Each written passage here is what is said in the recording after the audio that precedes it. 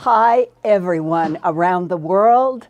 Ian let me know that we've got at least 50 countries tuned in right now, and I am so grateful to all of you. And news, we have just broken through 176,000, and I'm so looking forward to celebrating with all of you in our Earthfiles Summer Solstice celebration on June 23rd, not far away now.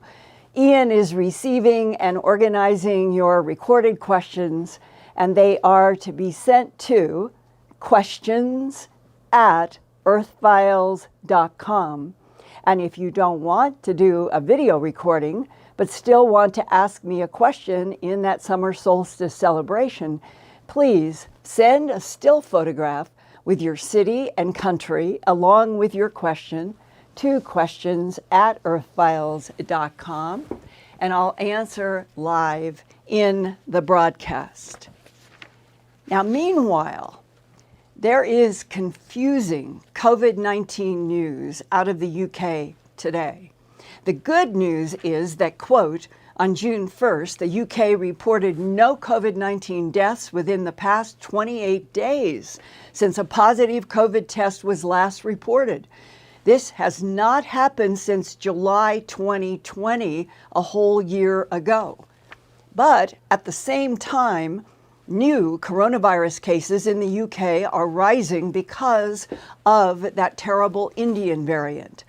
And today, June 2nd, 2021, the New York Times reported, quote, there's troubling new evidence that the B.1.617.2 COVID variant first identified in India could be far more transmissible than even the B.1.1.7 variant in the UK. Now, that UK variant contributed to some of the deadliest COVID surges around the world in the past few months. And now the Indian B.16172 appears to be even more contagious. Vaccines appear to defend well against the severe effects of these variants so far, but for much of the rest of the unvaccinated world, this new Indian variant, and there's supposed to be four variants, but the one we're talking about is the first one that just raged through India. The India variant could end up being catastrophic to parts of the whole planet that do not have vaccinations. So, to you, audience around the world that I love you. Don't let your guard down. Forget politics. Help yourself, help your family, help people that you love. Wear masks when you're outside where there's public, and use sanitizers. They have forgot to keep stressing that we should be washing our hands and using sanitizers, especially now that people are going on airplanes and starting to fly, and airports will be another one of those petri dishes. So until all of the variants have declined, including India, let's wear masks and help other people wear masks in the context. If you love somebody, you want to help them and protect them from horrible COVID. Now, to something really, really lovely. Have you ever wondered what would it be like to be on Mars, looking back at the Earth and missing our beautiful blue sky? I've thought about that, thinking about Elon Musk taking a lot of people from Earth to Mars, and that we would stand on Mars and it would be a beige sky, a dusty sky, and we would miss the blue sky and clouds of Earth. Well, look, this is Mars with a cloudy sky almost like Earth.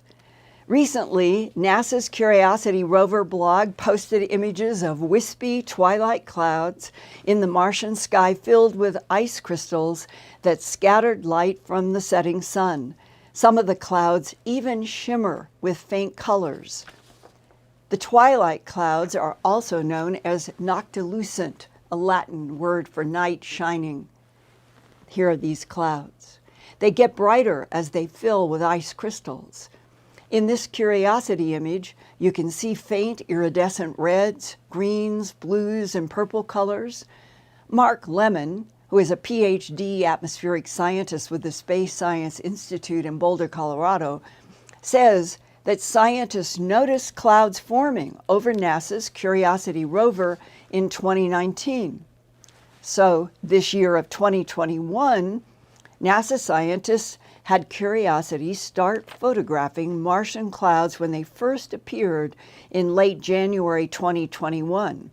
This is Mount Sharp, photographed by the Curiosity rover on March 19, 2021.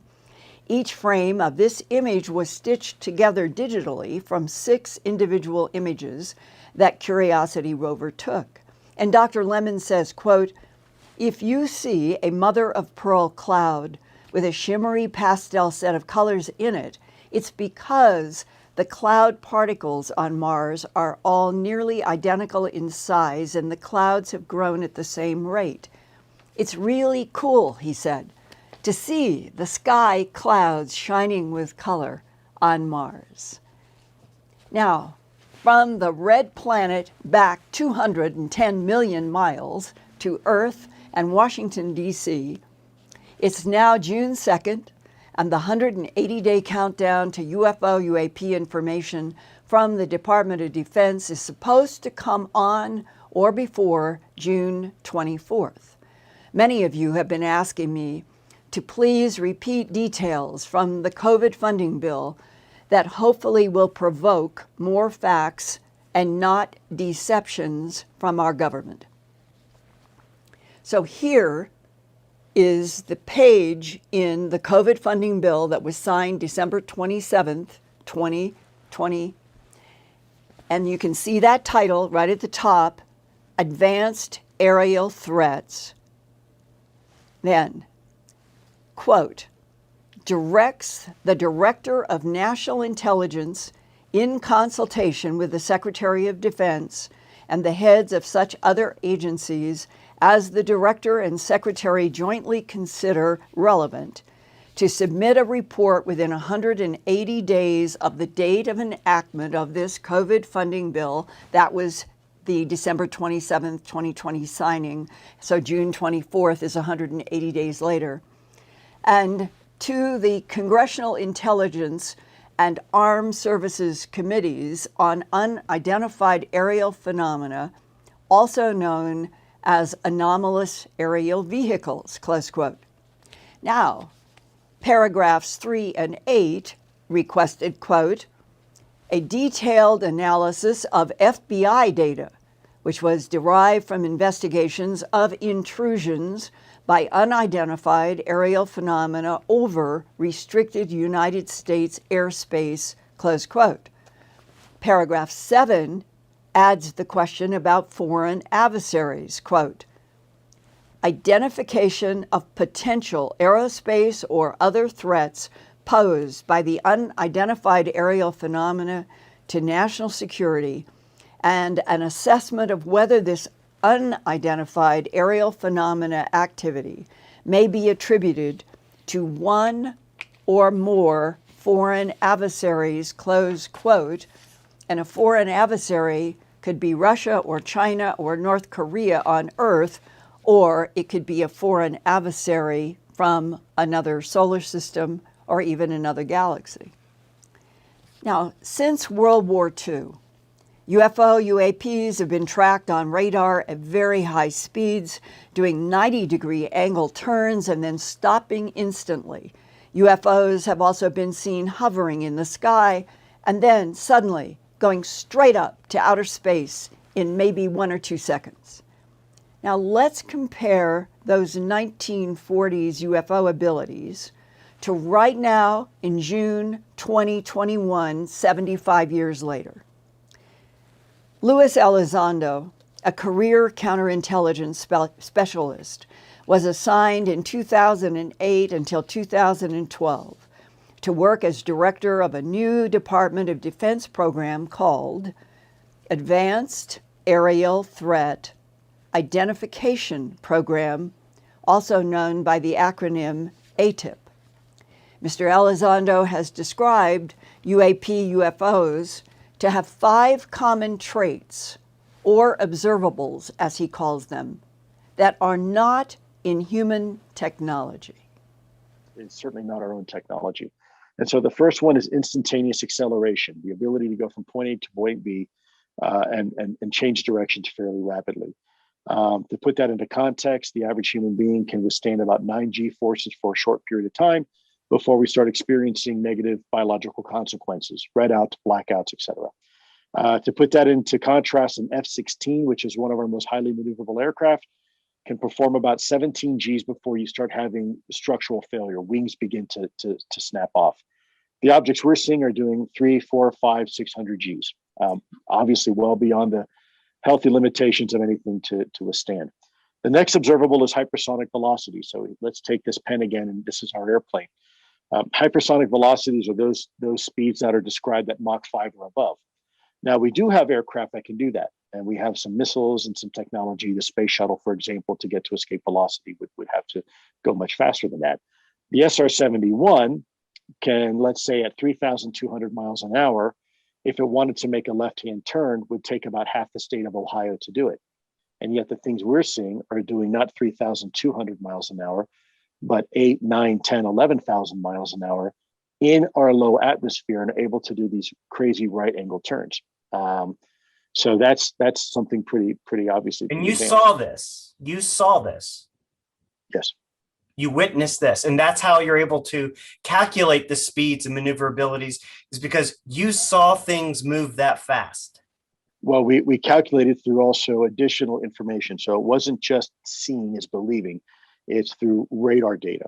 There is historical radar data that we have that goes many decades, where these things have been clocked doing 13, 14, 15,000 miles an hour, and not just by one radar, multiple radars. The third observable is a bit of an oxymoron, but it's low observability. Now, to put that into perspective, we spend billions of dollars on a single B-2 bomber, just so it's a little bit harder to see on radar, and you can still see it with the naked eye pretty easily. Yet, what we're seeing here are things where the pilots that are trained observers are saying, you know, Lou, I saw it, but I don't know how to describe it because it didn't look like anything we had. It didn't have wings, it didn't have cockpits, rivets, tails, ailerons, elevators, none of that. And yet, there it is. 2 other outstanding observables of UFO UAPs are they can operate equally well in different air and water mediums, meaning going up or down out of air into water and back out. And they can defy gravity without wings or signs of propulsion. Now, remember a few weeks ago in mid-April, I shared interview excerpts that Art Bell and I did with Army Lieutenant Colonel Philip J. Corso on July 7th, 1997, when Roswell, New Mexico celebrated the 50th anniversary of UFO crashes that occurred in July of 1947. Colonel Corso's job was to get the UFO technology back engineered at selected American corporations. But Colonel Corso said his worst problem from 1961 to 1963, trying to work in the Pentagon for General Arthur Trudeau, who was trying to work for President then Eisenhower, was the internecine warfare. Those words are in quotes because he uses them in his book, the internecine warfare within the Pentagon military hierarchy and intelligence agencies such as the CIA and NSA and DIA. And apparently, nothing has changed. Internecine warfare continues at the Pentagon about UFOs, UAPs, and a current human target is Luis Elizondo. 2 years ago, in June of 2019, Pentagon spokespeople Christopher Sherwood and Susan Goff issued statements that changed slightly from the first reply, Mr. Elizondo had no responsibilities with regard to the AATIP program, and then changed a little bit more to Mr. Elizondo had no assigned responsibilities while he worked in the office of Undersecretary of Defense for Intelligence, up until the time he resigned, effective October 4th, 2017, close quote. Well, countering that is a letter from retired now Senator Harry Reid from Nevada, who was originally the United States Senate Majority Leader. And he did a letter in which he said, quote, I worked with Republican Senator Ted Stevens of Alaska and Democratic Senator Dan Inouye of Hawaii to secure $22 million of funding for what would become known as the Advanced Aerospace Threat Identification Program, AATIP, an unclassified but unpublicized investigatory effort dedicated to studying unidentified aerial phenomena. As one of the original sponsors of AATIP, I can state as a matter of record Lue Elizondo's involvement and leadership role in this program. Mr. Elizondo is a former intelligence officer who has spent his career tirelessly in the shadows on sensitive national security matters, including investigating UAPs as the head of AATIP. He performed these duties admirably. Sincerely, Harry Reid, retired U.S. Senate Majority Leader from Nevada.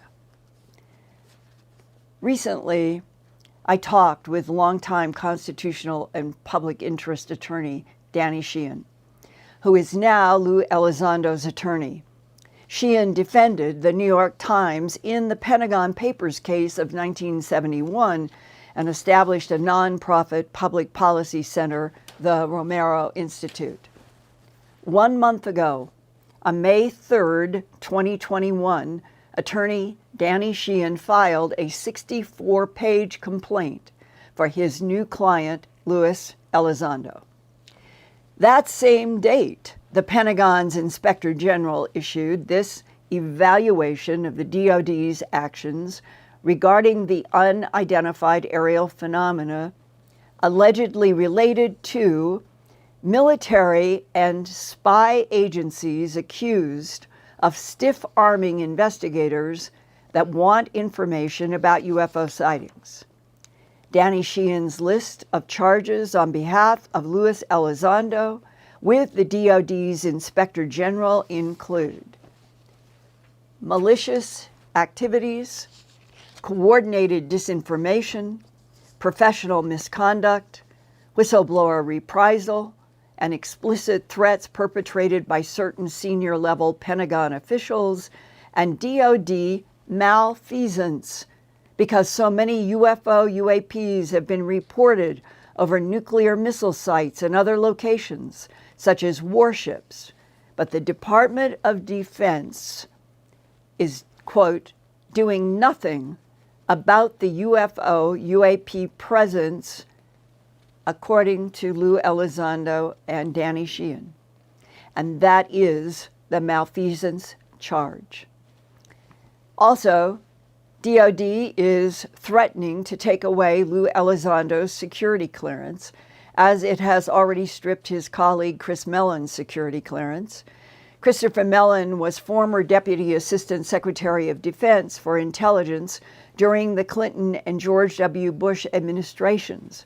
Mr. Mellon told Politico that, quote, just getting access to the information because of all the different security bureaucracies, that's an ordeal in itself.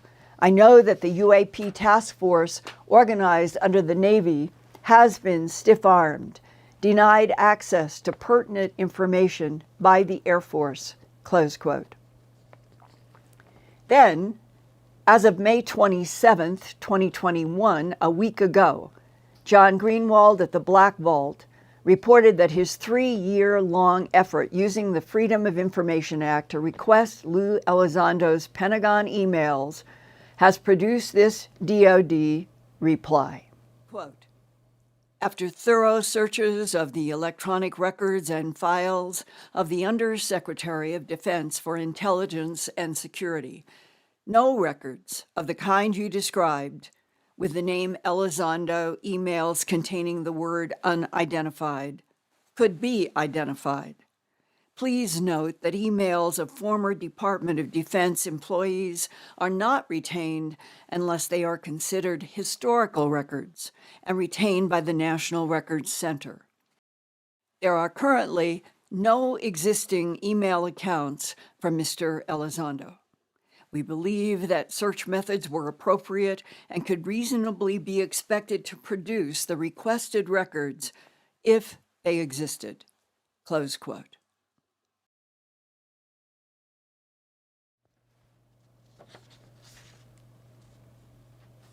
John Greenwald says, quote, essentially DoD is saying the records were destroyed, Lue Elizondo's emails in the Pentagon, close quote.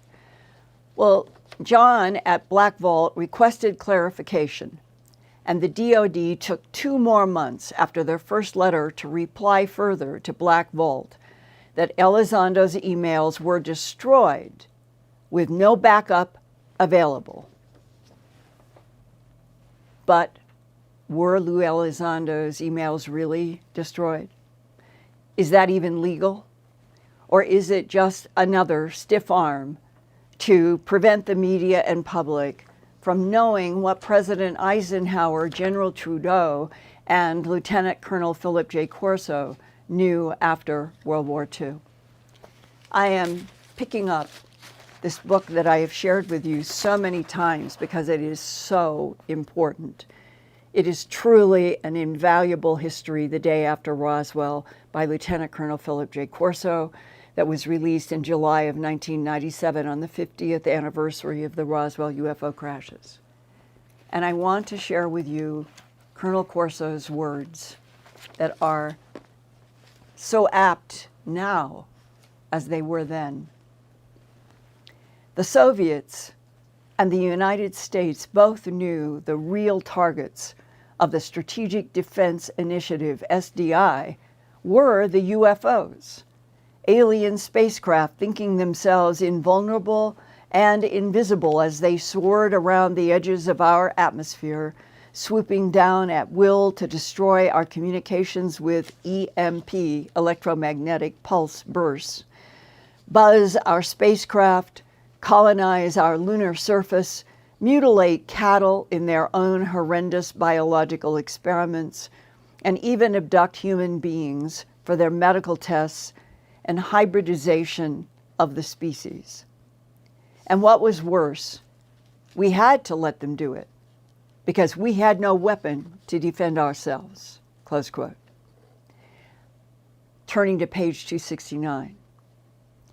When that truth of alien intervention in our planet's affairs and our ongoing contact with an alien culture is finally revealed, it won't be frightening, even though it will be a shock, close quote. This week, I received an email from a man who works professionally in the intelligence community about Luis Elizondo versus the Pentagon. He wrote, quote, I am not really sure what is going on. I know that the majority of people that I know in the DoD and intelligence community think that Lue is doing God's work, so to speak, and most feel like Congress has given the UAP task force an impossible task with no resources. David versus Goliath. But in this case, it is impossible for David to win. And what this writer means is there is little support and no reasonable funding for the UAP task force. So we in the IC, meaning the intelligence community, are all on the sidelines sitting with bated breath, waiting to see what comes next. I think the hope is that instead of truly disappointing the public, they, the Secretary of Defense and the Director of National Intelligence, they may extend the 180-day deadline, but nobody knows, close quote. I, for one, hope and pray that does not happen. Because we're in a government now, in a country now, where Americans do not know what kind of government we actually have. And if you can have congressional legislation that was signed December 27th, with a 180-day countdown for the Secretary of Defense and the Director of National Intelligence to reply to the representatives of the American people as represented in Congress, and the Secretary of Defense and the Director of National Intelligence say, no, we don't want to talk by then. We're supposed to be in a democracy of, by, and for the people, in which it is the civilian presidency that is the one who will act if we were launching a nuclear warhead, for example. So if we're now going to move into an era where the SecDef and the DNI are the ones who say, no, we're not going to comply with a date that Congress gives us. No, something's wrong. And I think that we ought to take seriously that email from the man working in the IC, the intelligence community, that Lue Elizondo is taking a lot of arrows for a lot of policies of secret and denial that all of us who are citizens in the United States of America and the entire world also, we deserve to know the truth about other intelligence in this universe, no matter what it is. And behind all of this is the throbbing question: what exactly do the alien intelligences want from us humans and this planet? And who is friendly, who is neutral, and who is hostile, as remote viewer Lynn Buchanan has so carefully described in that interview that I've shared with you all before. Well, I will be taking on those questions in 3 different presentations at Contact in the Desert, beginning Friday, June 25th through Monday, June 28th, for the first all-virtual Contact event because of COVID. Links to purchase tickets will be posted at the community section of the Earthfiles YouTube channel in the information below tonight's June 2nd broadcast. A link for tickets is also in my Earthfiles news website, conferences and appearances. And then on Wednesday, June 30th, right after my Earthfiles YouTube channel broadcast at the end of this month, I will be doing my first virtual AlienCon meet and greet produced by Arts and Entertainment. And 2 weeks later, on July 17th, I'll be a speaker in the Forbidden Disclosure 2021 conference produced by Fade to Black's Jimmy Church, along with Luis Elizondo, Jimmy, Billy Carson, Nick Pope, and Rich Dolan. And links to purchase those tickets will be posted at the community section of the Earthfiles YouTube channel in the information below tonight's June 2nd broadcast. A link for the tickets is also in my Earthfiles News website, conferences and appearances. I hope a lot of you can attend and send me feedback. And I have one more recent note that came to me from a dear friend in England. I've quoted her before. Jill Nicholas, who lives in Devizes on the end of the beautiful Vale of Pusey. And she just sent this to me. She said, there will be a global meditation prayer on June 6th at 6 p.m. British summer time.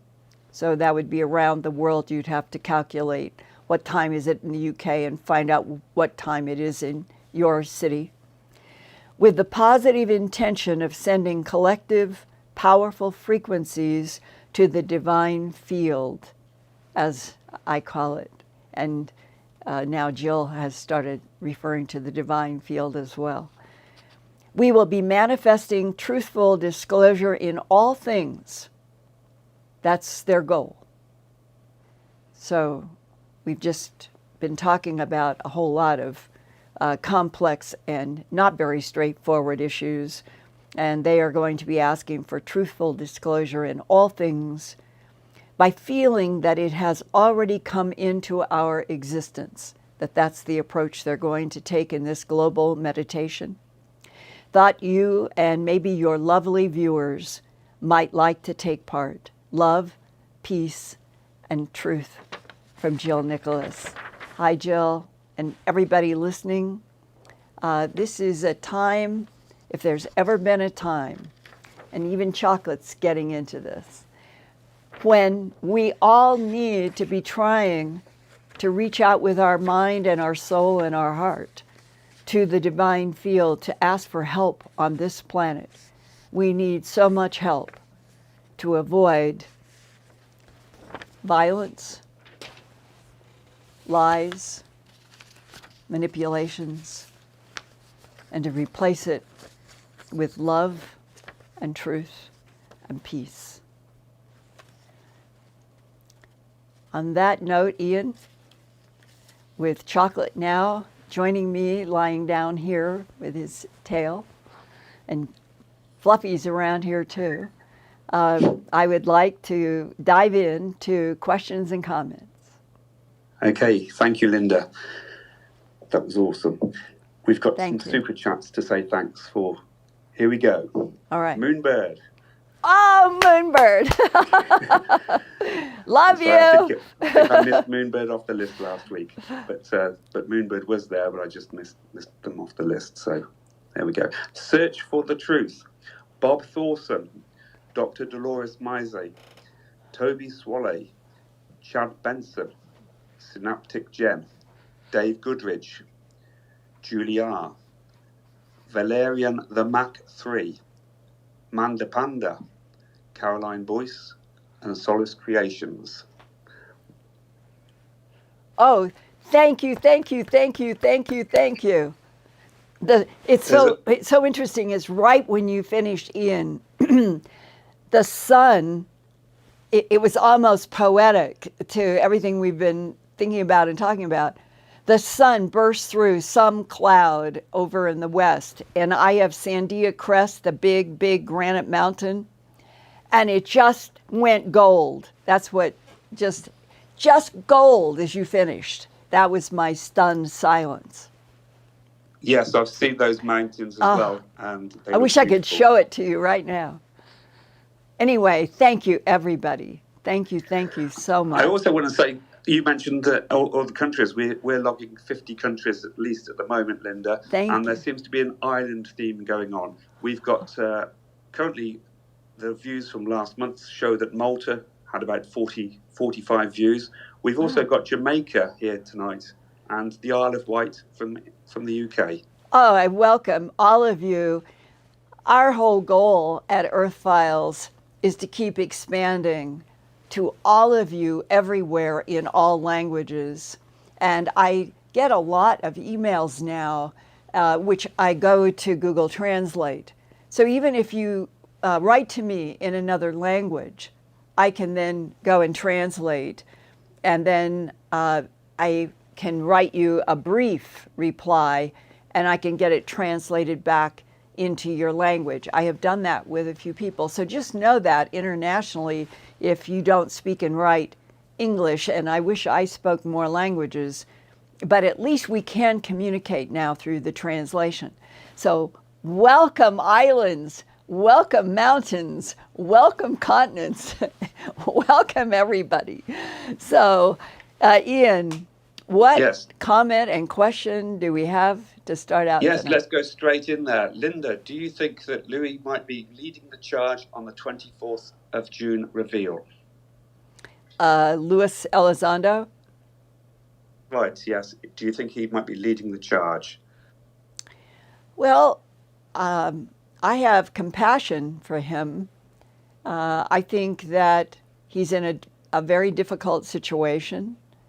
I think that the efforts of the Pentagon, for whatever reason, to say or imply that he had never worked in AATIP or never had assignments that were legitimate, I think that that is enraging, rightfully so, to Lue Elizondo, and that Danny Sheehan is trying to help, because that's where the word Lue Elizondo is being disparaged, which is all of those lists that we talked about that are in the 64-page complaint.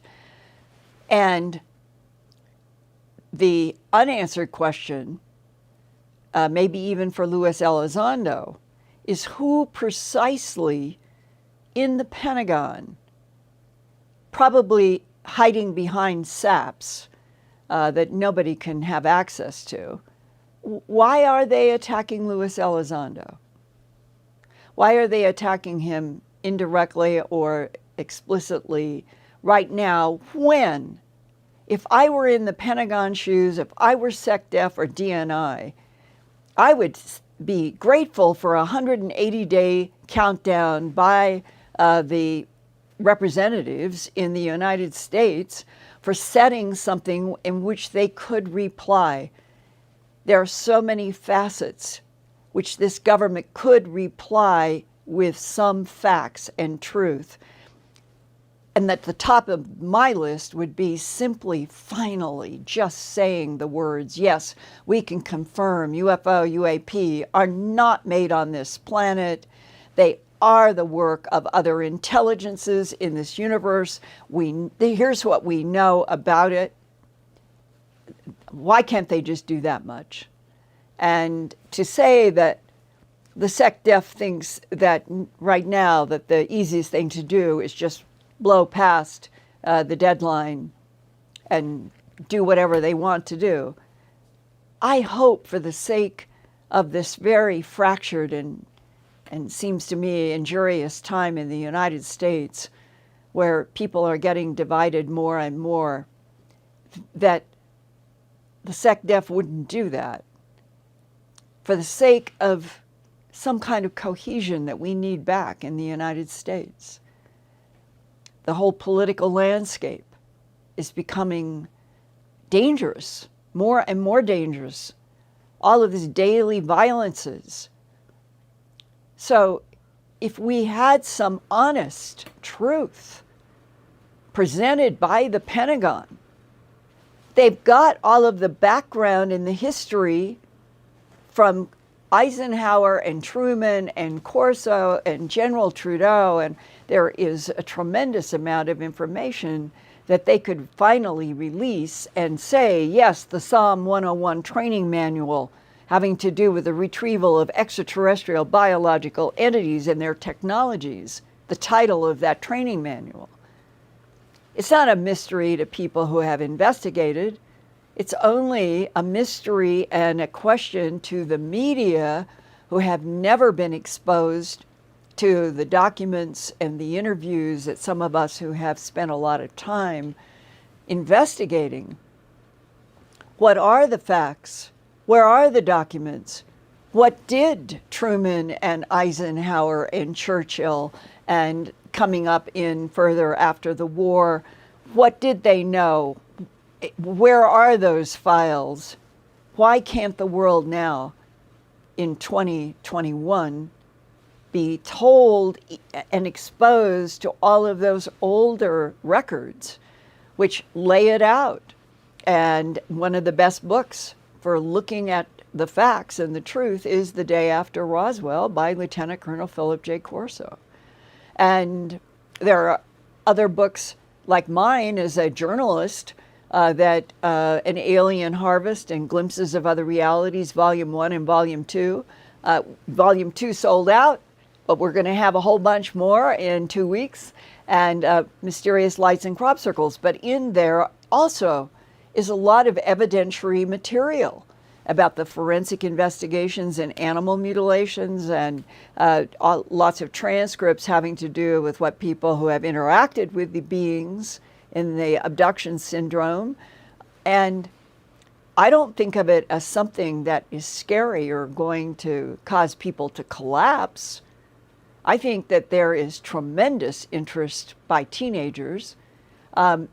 They seem to just automatically, as they are a cell phone culture, it is the teenagers who write me and people in their 20s, and they say, Linda, we know that there is other life in this universe.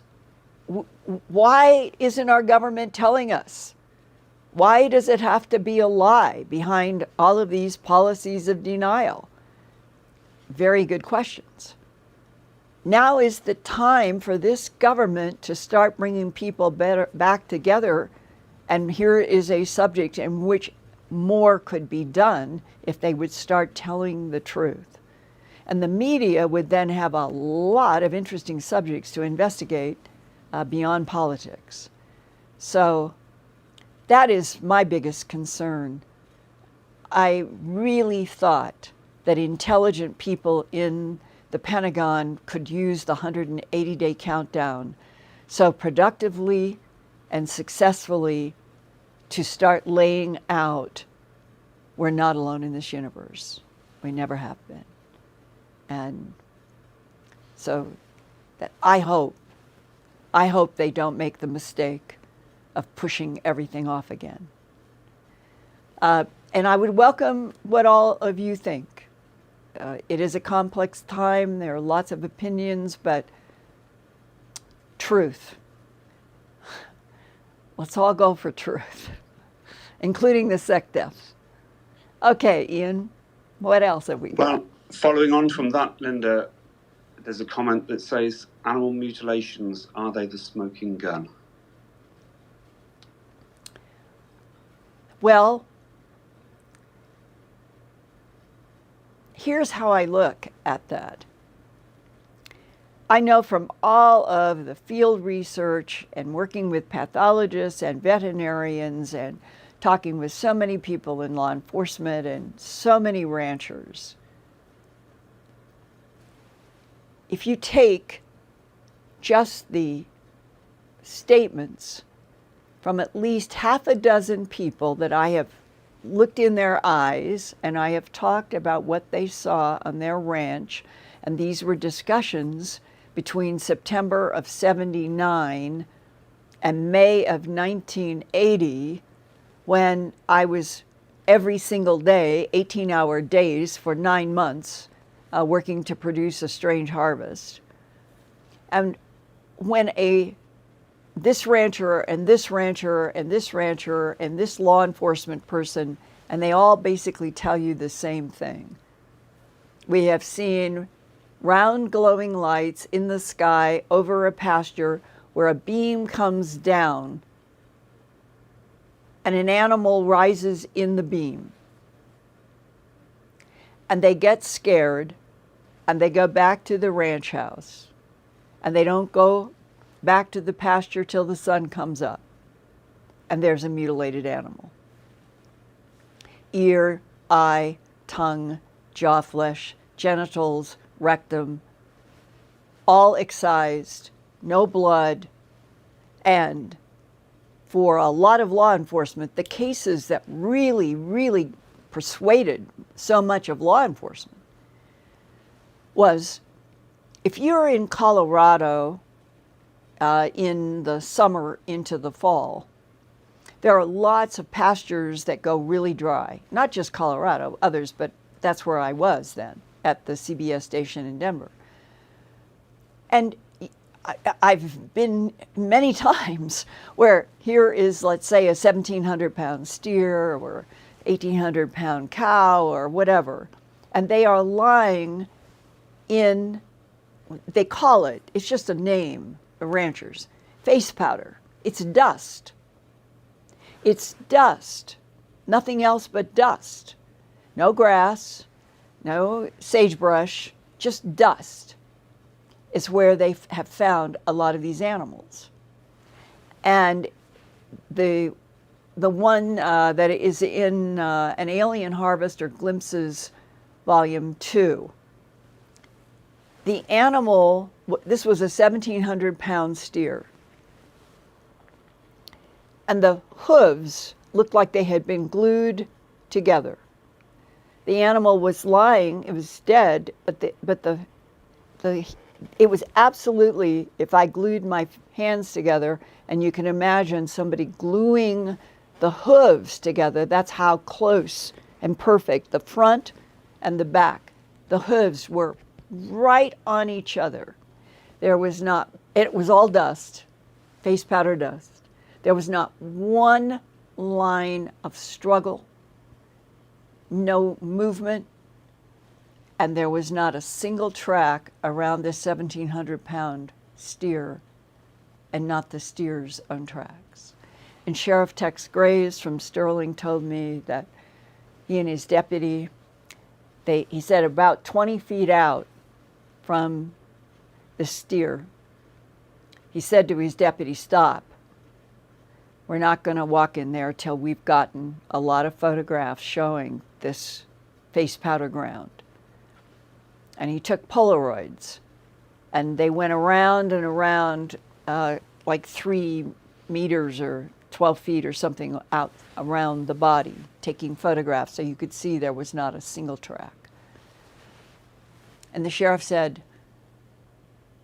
and then we went forward, and the first place we went to was the head, because it was very clear when we were walking around that the head was down in a hole. Here's the ground, but the head was in a hole. And they couldn't figure out what they were looking at until they got up close. And Sheriff Tex Graves said he always carried rulers and measuring things, and he stuck it into the ground down to the bottom of the hole, and he said it was 8 inches. It was an 8-inch hole. And he said, I asked the deputy, "What do you think happened here?" And he said, the deputy said, "Well, it sure looks to me like something held this body while all these pieces were taken, but for some reason they left the head to move." And the sheriff looked at me and said, "We concluded that this animal was alive and all of its senses and nerves were feeling the agony of having the ear, the eye, the tongue, the jaw, the genitals removed, but the head was not paralyzed like the whole body, and that in that agony, that animal dug that 8-inch hole with the only part of its body that it could move until it died." And I've always thought of that case as the one which probably bothered me the most from the very first time that I saw those Polaroids with Sheriff. He was retired, but he had the Polaroids to show me. But he had been sheriff for 23 years in Sterling, Colorado, in Logan County. And it kept bothering me through to this day, in the sense that there was a word that kept coming up in discussions with law enforcement when I was working on A Strange Harvest. They said, whatever we're dealing with, it seems to flaunt its ability. Flaunt. Show off. Be thrilled that humans don't understand what's happening, don't have the technology to do what is happening to these animals, in which it's a high heat at the excision lines. That's why there's no bleeding. But when you take the microscopic tissue of the mutilator's cut and you prepare it in a slide, and then you put it in a microscope next to, let's say, normal human gynecological laser surgery, that will have carbon residue from heat. We're a carbon-based life form. You take a laser to tissue, you will always see what look like black pepper at the excision lines if it is normal laser on normal Earth tissue. In all the mutilations that I worked with Dr. John Altshuler, there never was any black carbon. And that really bothered him. So altogether, from the steer in Colorado that dug an 8-inch hole with its head while the excisions were being made, it left the question. That meant that the excisions were somehow taken from that animal lying there in a paralyzed state on the ground. Other cases have been eyewitnesses of humans, like the Judy Doherty case and others, where they appear to be abducted in the same beam, exactly the same beam. In the Judy Doherty case, she and her daughter see a calf going up in a beam into a UFO. And then they go up in the beam. And she described it as being sort of sparkly on the inside, didn't feel a temperature change, but was very aware of going up in this strange beam of light. And where she ended up was with a gray being who had very clean place in which the calf is there, and she watches the being as if that was the whole point of the abduction, is to have the humans watch, and excision from the testicles and the eye and the ear and the normal places, all bloodless, very thin. And then, and this is why it's so confusing and complex, as much so today as it was then, 42 years ago when I started this investigation. She got telepathic downloads from this gray being doing the excisions as if you humans need to see what we're doing. And it could be that this is manipulation and deception on the part of the beings. That's the problem with all of this. Layers and layers and layers and layers of lies, deceptions, and manipulations by humans and non-humans. So what is the truth? Well, that day, the gray telegraphed or telepathed to her, the mother, Judy Doherty, that they were concerned about contaminations on this planet, and that they were extracting tissues from the same kind of animals that we kill every day to eat, cattle, to track something on the planet that was toxic. Well, she had then sympathy, or a kind of understanding without fear, and not thinking that they were doing anything bad. But at one point in the hypnosis that I recorded with Dr. Leo Sprinkle from the University of Wyoming, went on for 4 hours. At one point, she said, I just don't understand. I said to the gray, she said, if you know about some kind of poison here, then why don't you do something about it? You're from outer space. You can stop it. Help us. And right there, I think, is where the rubber hits the road in terms of where humans would be if we would all be told the truth, that this planet has been used for millions of years as a laboratory by competing civilizations. They mix and match genes. They made Homo erectus. They made us. It doesn't bother me that I am coming conscious of the fact that we're all made by something that might come from this universe. What I do know is that we have consciousness and joy when there's no COVID, that being a human being is to know a huge, wide gamut of so many things. I love this difficult species that we are described. We are a difficult species. but we are full of energy and ideas, and I can't feel words big enough to feel how I love what Homo sapien is and can be if we would be told the whole truth that might lessen all kinds of things having to do with 5 different races and all of the things that we have been manipulated into politically to argue about that go to wars. That's the part that needs to be, to me, lanced.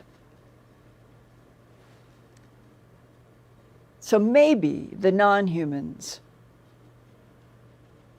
have a bell-shaped curve of agendas just like humans.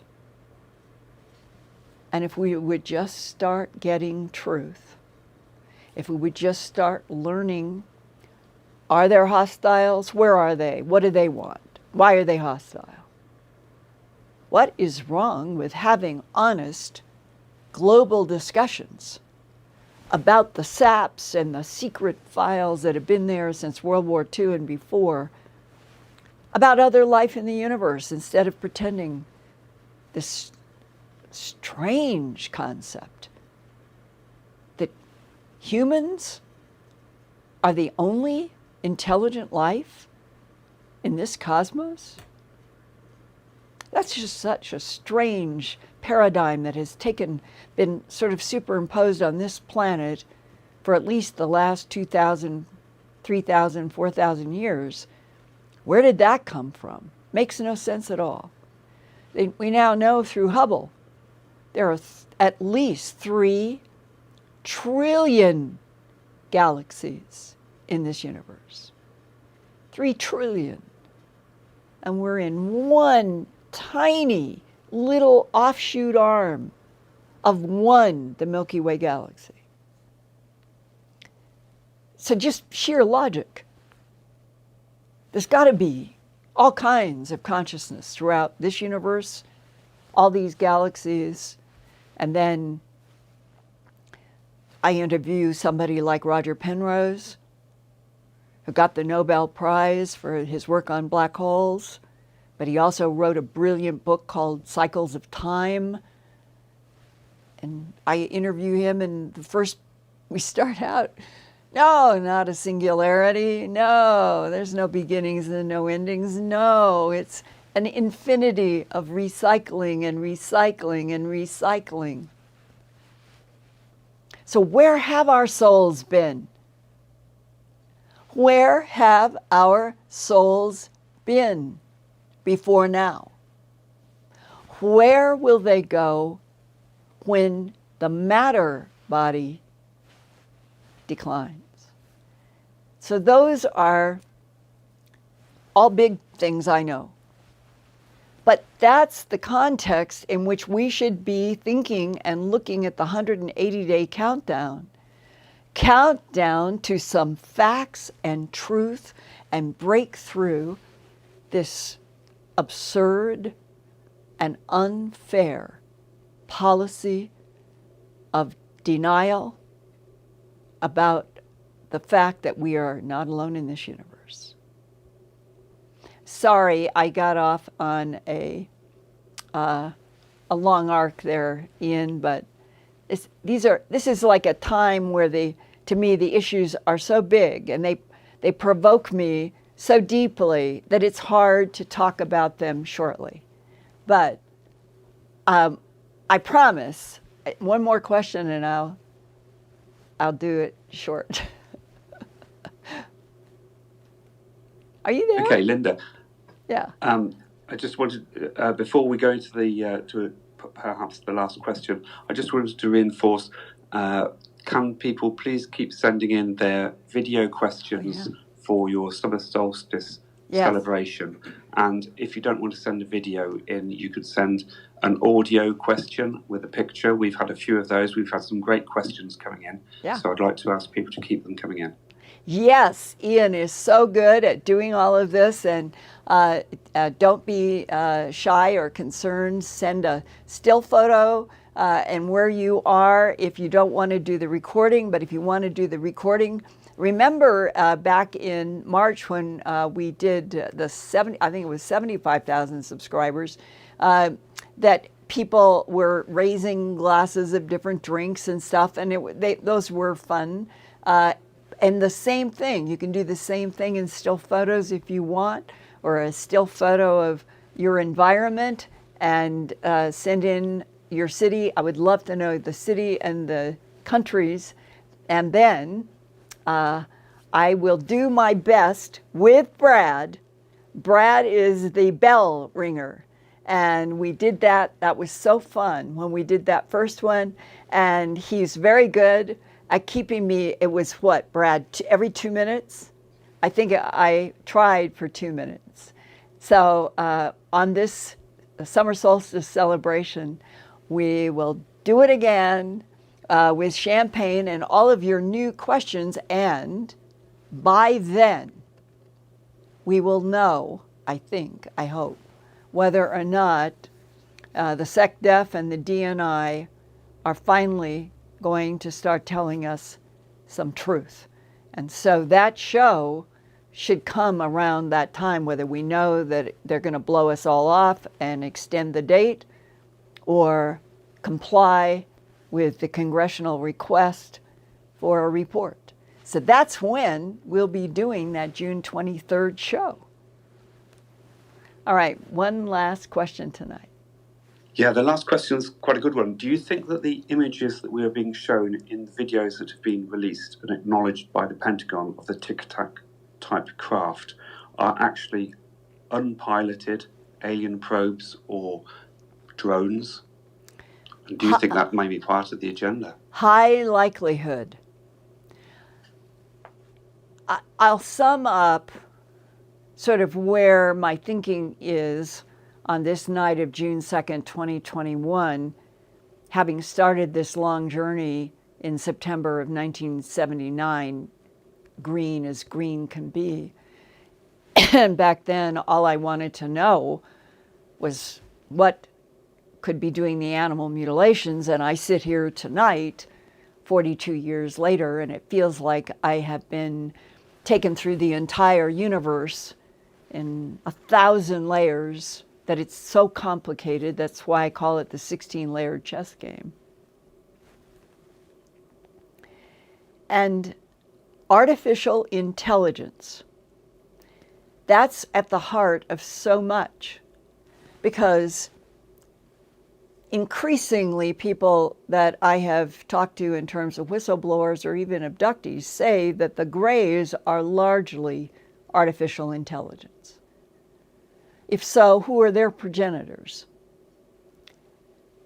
The other thing that I have talked about with physicists and engineers and people who have had some kind of work are that the craft, many of the craft, are like alive beings. That the hands going into the panels with the idea that the tips of the fingers, whether they are organic intel or they are AI, when their hands go into the panels, there are fiber optic type things that go throughout the entire craft up to these points of their fingers and their brains, and they're controlling the craft as if it were an extension of their body. And artificial intelligence, where we are astounded by this headline that came this week. A rogue killer drone hunted down a human target without being instructed, UN report says. Elon Musk has been warning about this for 2 years. In my AI, is AI an existential threat to humanity? That is a presentation that I did for a year at conferences. And everything then was a threat about uncontrolled drones, AI that would have military functions, but could then outsmart, be rebellious to their controllers. And this would be AI being smart enough to think and calculate and do this. So if you are going to other intelligences that are described in documents as being at least 1,000 years beyond us in technology for some, 100 years or less advanced for others, artificial intelligence, I am assuming, goes hand in hand with the evolution into gravity-defying invisibility, craft skins that operate as if they are alive creatures, interacting with the pilots who are plugged into the whole craft. That if we look down 100 years from now from where we are and the dependence that we are moving toward on using artificial intelligence for everything, and then the AI teaches the AI, and then pretty soon, where is human control? Those are questions that probably every sophisticated advanced civilization in this universe, everybody reaches that same point, and we're babies in it, but that's where we're headed. So I think that it's true that the grays are largely some kind of advanced artificial intelligence that may have been made by organic progenitors that we still have never met. Maybe. The reptilians seem to be organic to everybody who's ever crossed paths with them, and they are supposed to be the ones who go back the furthest underground on the planet. And the Nordics and the red hairs and the black hairs that are tall, 7 to 8 feet, very human, often described as being extremely beautiful. It's very clear to me, I think at this point, that the abductees who have dealt with them always see grays with them. And to me, 2 + 2 = 4 means that the grays and the Nordic types, or the humanoid types, they've got some symbiotic relationship or agreement. So that's the current landscape that abductees are dealing with, the governments are dealing with, and I think that our artificial intelligence rapid evolution is because of what we have learned, back engineering, extraterrestrial, biological entity technology that is described so well in this book by the Army colonel who took the ET technology from the file drawers in the Pentagon to corporations to get them back engineered under President Eisenhower and the Pentagon. So read this book,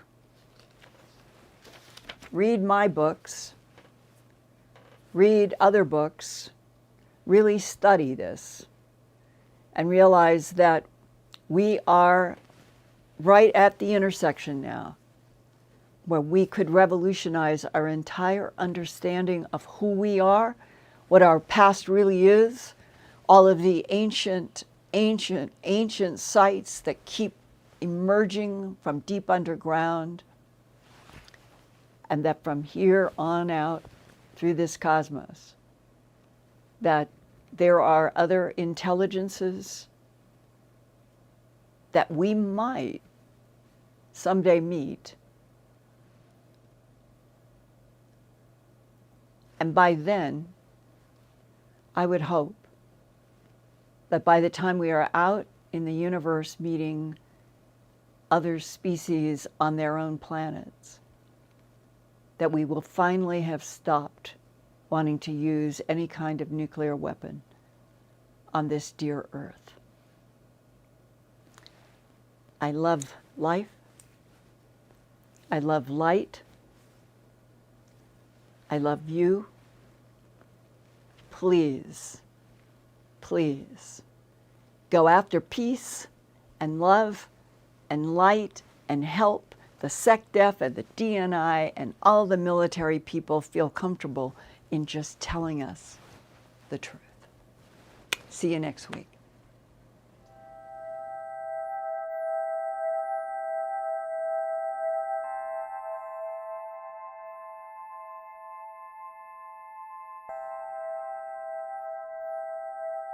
Turn on closed captions for YouTube videos by clicking the white CC button on the lower right. The default language for Linda's videos is English. If you would like to see the captions in another language, click on the white Settings button next to the CC button. Select Subtitles CC, and then select Auto Translate.